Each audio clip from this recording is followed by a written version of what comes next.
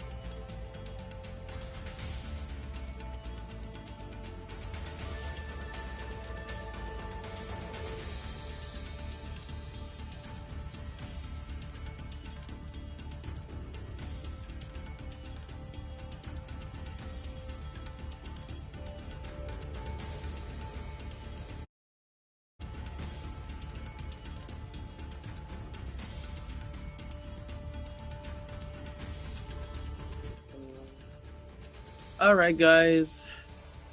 I was supposed. It's still kind of short in a way.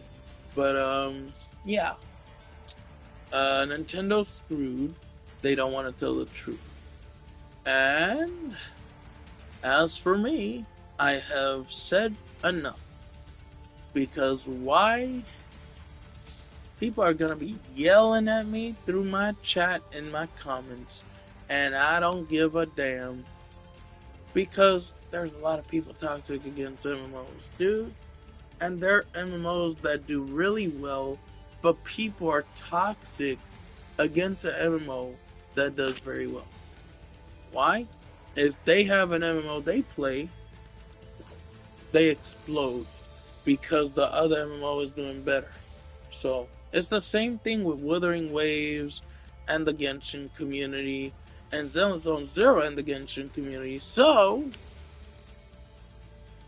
and I shall see you soon.